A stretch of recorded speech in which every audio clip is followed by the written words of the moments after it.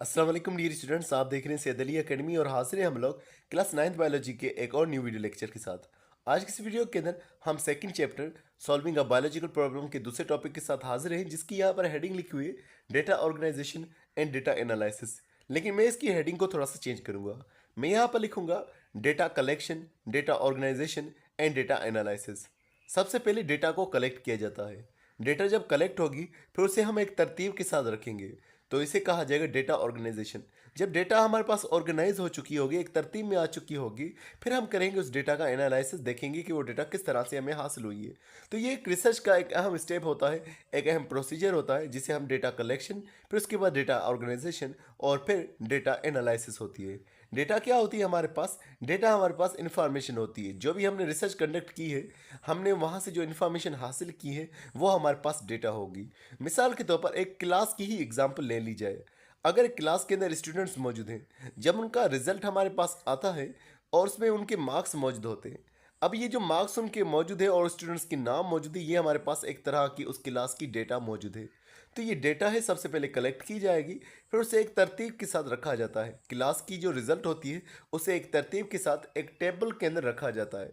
तो table form के अंदर वो डेटा मौजूद होती है, या फिर वो ग्राफ के अंदर भी मौजूद होता है। लेकिन क्लास के हवाले से जो डेटा होगी वो टेबल में ही होगी, उसका ग्राफ में इस्तेमाल नहीं होगा।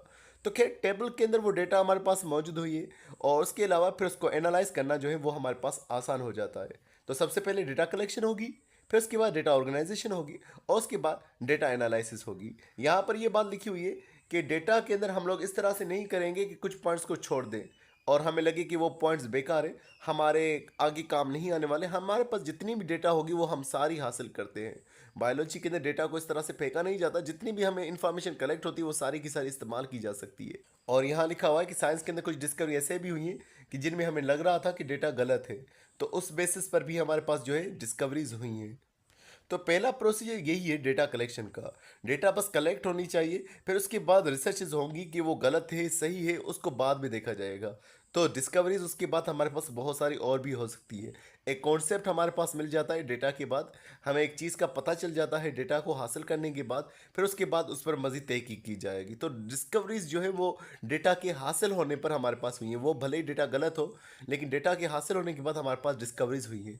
मज़ीद लिखा हुआ है कि जब हमारे पास डेटा मौजूद हो चुका है, फिर हम मैथमेटिकली चेक करेंगे और फिर हम देखेंगे कि हमारा हाइपोथेसिस सही है या नहीं है। मिसाल एक समझ लें कि हमने कह दिया कि मोबाइल चलाने से आंखों के ऊपर असर पड़ता है। अब हमने ये एक बात कह दी है कि हमने एक हाइपोथेसिस बना लिया। अब इसको सपोर्ट कैसे किया जाए, इसको वेरीफाई कैसे किया जाए? स्टूडेंट्स को देखा जाएगा जो मोबाइल का इस्तेमाल करते हैं, और फिर उन स्टूडेंट्स की नाम और उनकी तादाद को लिखा जाएगा जो मोबाइल को इस्तेमाल नहीं करते। ये दो ग्रुप्स हमारे पास इस तरह से बन जाएंगे।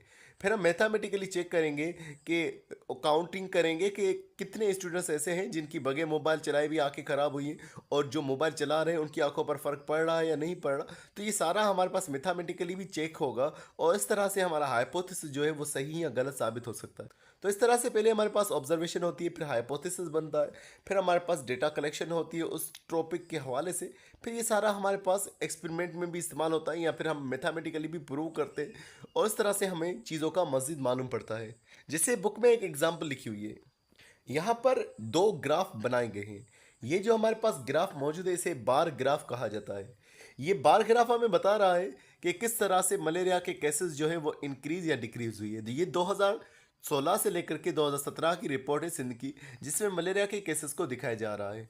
अब ये जो डेटा होती है इसमें पहले तो हम लोग नंबरिंग करते हैं। ये ऊपर की लाइन नंबर्स को जाहिर करती है, तादाद को जाहिर कर रही है, और फिर ये नीचे वाली लाइन में मुख्तलिफ महीनों की डेटा का जिक्र होता है।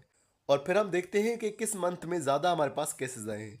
जिसे हम देखते हैं कि अक्टूबर के मंथ के अंदर मलेरिया के बहुत ज़्यादा केसेस हो गए, जो कि हमारे पास 6,000 के करीब बढ़ गए। इसी तरह से हम लोग देखते हैं कि हमारे पास जो महीने गुजरे हैं, मिसाल के तौर पर जुलाई का मंथ गुजरा है, वहाँ पर 2,000 से कुछ ऊपर ही केसेस हमारे पास गए हैं। उसके अलावा जो दूसरे नंबर पे सबसे ज़्यादा केसेस रहे हैं वो सितंबर के मंथ में रहे हैं, और नवंबर में फिर कम होते गए हैं। इस तरह से फिर सर्दियाँ जैसे हुई, दिसंबर हुआ, जनवरी हुआ, ये केसेस में हमें कुछ कमी देखने को मिली। फरवरी मार्च के अंदर ये केसेस बहुत ज़्यादा कम हो गए, अप्रैल में सबसे ज़्यादा कम हो गए।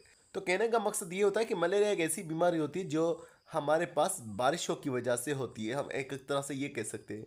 क्योंकि बारिशों के बाद पानी जो है वो ठहर जाता है और मच्छर जो अपनी ग्रोथ करते हैं वो पानी में ग्रोथ करते हैं। तो पानी के अंदर ये मच्छर बहुत ज़्यादा बढ़ जाते हैं। जैसे अगस्त का महीना होता है, बारिश शुरू होती है सितंबर अगस्त के अंदर, तो केसेस भी मलेरिया के इंक्रीज हो जाते हैं उन महीनों में।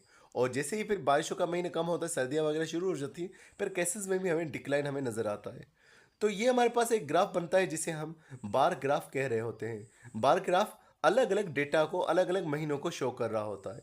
अगर हम लोग एक ही चीज़ को शो करेंगे तो हमें वो एक लाइन ग्राफ भी हमारे पास बन सकता है। लाइन ग्राफ में हम एक ही लाइन बनाएंगे कि मलेरिया के केसेस इंक्रीज हुए, फिर डिक्रीज हुए, फिर इंक्रीज हुए। ये जो हमारे पास जो लाइन बनेगी ये हमारे पास लाइन ग्राफ कहलवाता है। जैसे हम डॉलर की प्राइस की आवाज़ से देखते हैं कि डॉलर की प्राइस जो थी पहले वो बहुत ही डाउन थी, डाउन डाउन से होते हुए फिर बहुत ही ज़्यादा वो तेज़ होती गई। तो ये हमारे पास लाइन ग्राफ एक चार्ट बनता है। एक हमारे पास बार ग्राफ हो गया, एक लाइन ग्राफ हो गया। फिर जब हम परसेंटेज में डेटा को कैलकुलेट करते हैं तो फिर हमारे पास एक पाई चार्ट बनता है। ये हमारे पास एक पाई चार्ट हमारे पास मौजूद है जिसमें मुख्तलिफ बीमारियों के हवाले से लिखा हुआ है। 2006 की मुख्तलिफ बीमारियों का जिक्र किया जा रहा है। पाकिस्तान में सबसे ज़्यादा जो बीमारियां जिक्र की जा रही हैं 51%, वो है हमारे पास रेस्पिरेटरी इन्फेक्शन, सांस की प्रॉब्लम। सांस की अब कोई सी प्रॉब्लम हो सकती है, खांसी जुकाम जो है ये सारी सांस की प्रॉब्लम में आ जाती है। तो सबसे ज़्यादा जो हमारे पास प्रॉब्लम्स हुई हैं वो जो है हमारे पास सांस की प्रॉब्लम हुई है। फिर उसके बाद मलेरिया को जिक्र किया जा रहा है 16%, डायरिया को जिक्र किया जा रहा है 15%।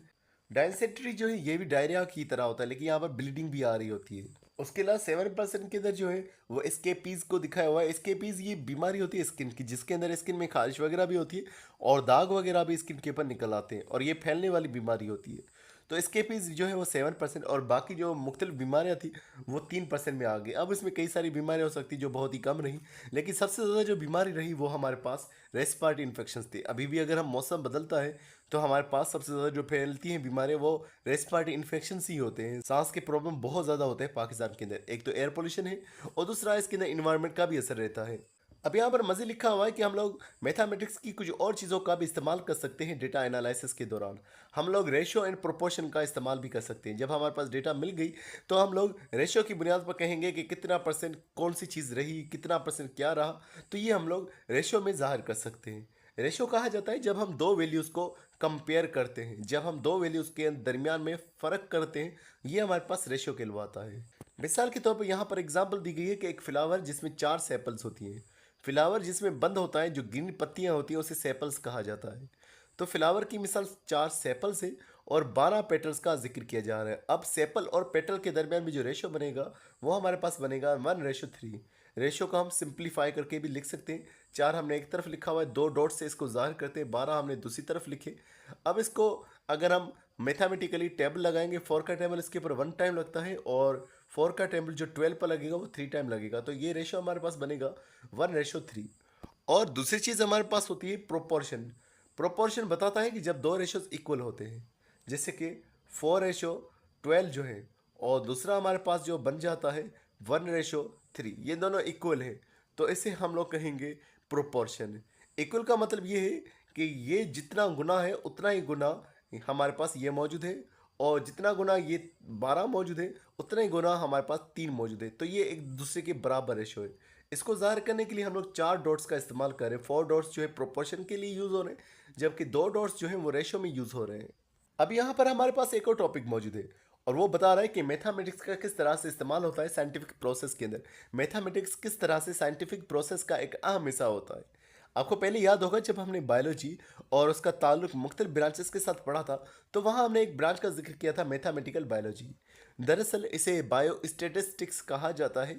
ये एक ब्रांच होती है जो कि इस्तेमाल होती है रिसर्च के अंदर। तो मैथमेटिक्स का इस्तेमाल बायोलॉजी के अंदर रिसर्च में होता है। मिसाल के तौर पर कहा गया है कि एक बायोलॉजिस्ट है जो इंसेक्ट की पॉपुलेशन को देखना चाहता है कि किस तरह से किस इलाके के अंदर कितने इंसेक्ट मौजूद हैं।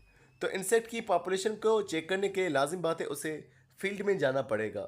मिसाल के तौर पर वो किसी गांव में गया है तो गांव में जा कर के, एक गांव है वहां जा कर के वो चेक कर रहा है कि इंसेक्ट की तादाद कितनी हुई है। तो एक ख़ास रीजन में जाकर वो काउंट करेगा कि पॉपुलेशन वहाँ पर कितनी मौजूद है। फिर उस पॉपुलेशन को वो मुख्तलिफ पॉपुलेशंस के साथ में, मुख्तलिफ इलाकों की पॉपुलेशन के साथ में कंपेयर करेगा।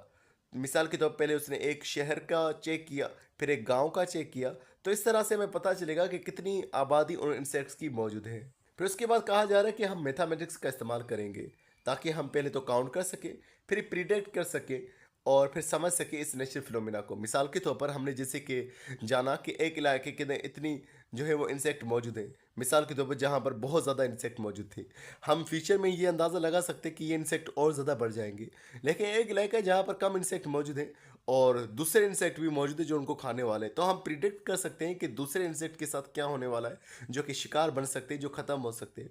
तो हम इस तरह से नेचर के बारे में अंदाज़ा लगा सकते हैं, प्रिडिक्ट कर सकते हैं बायोलॉजी की हेल्प से, मैथमेटिक्स की हेल्प से।